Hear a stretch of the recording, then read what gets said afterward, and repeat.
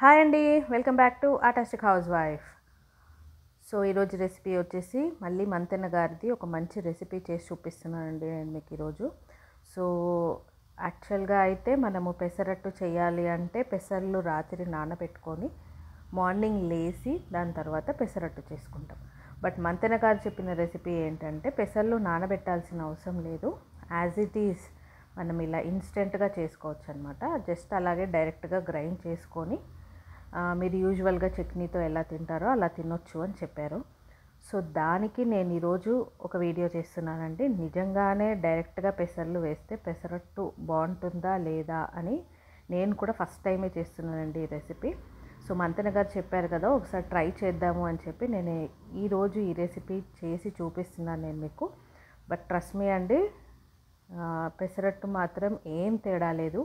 As it is మనం నానబెట్టి చేసుకుంటే ఎలా ఉంటుందో అలా డైరెక్ట్గా చేసుకున్న సేమ్ టేస్ట్ ఉందండి, అసలు ఏం తేడా లేదు. సో హెల్త్ పరంగా కూడా మంచిది అని చెప్పారు కాబట్టి నేను ఇది చూపిస్తున్నానండి ఈరోజు. సో ఫస్ట్ అయితే నేను పెసర్లు ఒక కప్పు ఇలా తీసుకున్నానండి, ఒక గిన్నెలో వేసి ఫస్ట్ వాష్ చేసుకున్నాను. సో వాష్ చేసుకోకుండా డైరెక్ట్గా వేసుకుంటే ఒకవేళ దానికి ఏదైనా దుమ్ము అది ఉన్నా పోతుంది అని చెప్పి నేను ఒకసారి వాష్ చేసుకుంటున్నాను. ఫస్ట్ ఒక కప్పు పెసర్లు డైరెక్ట్గా తీసి వాష్ చేస్తున్నాను. అండ్ దీంట్లో బియ్యం కూడా నేనేం యాడ్ చేయలేదండి.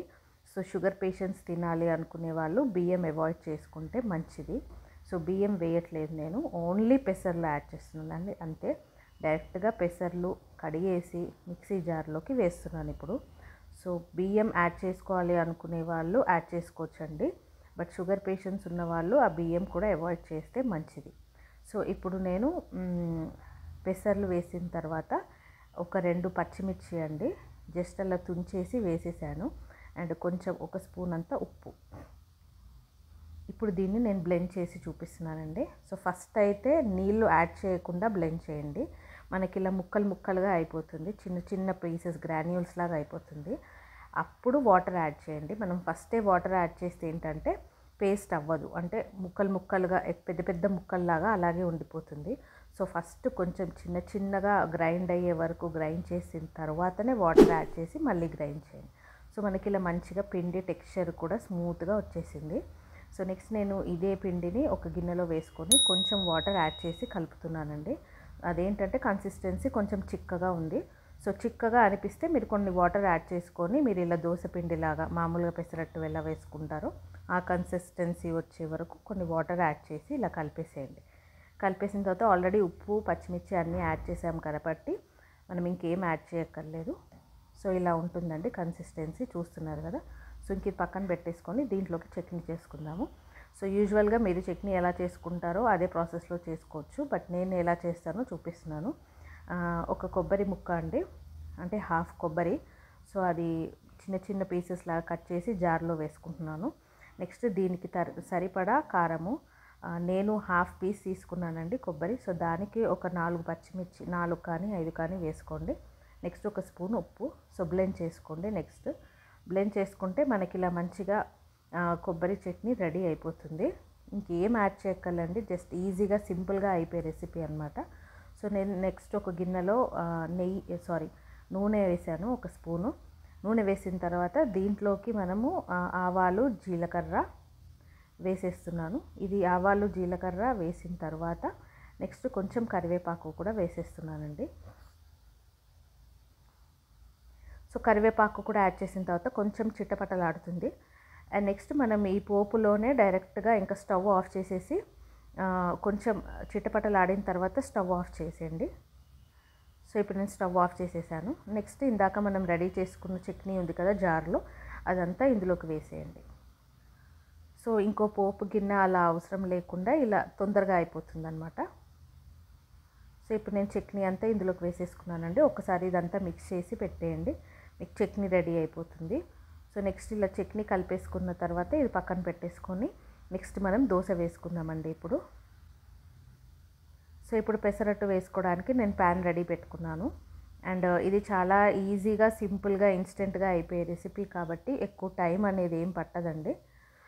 మనకి ఇన్స్టెంట్గా అప్పటికప్పుడు పెసర్లు నానబెట్టకుండా చేసుకుంటున్నాం కాబట్టి మనకి హెల్త్ పరంగా కూడా మంచిది అని చెప్పి మంతెన గారు చెప్పారు అని నేను ఈ రెసిపీ స్టార్ట్ చేశాను.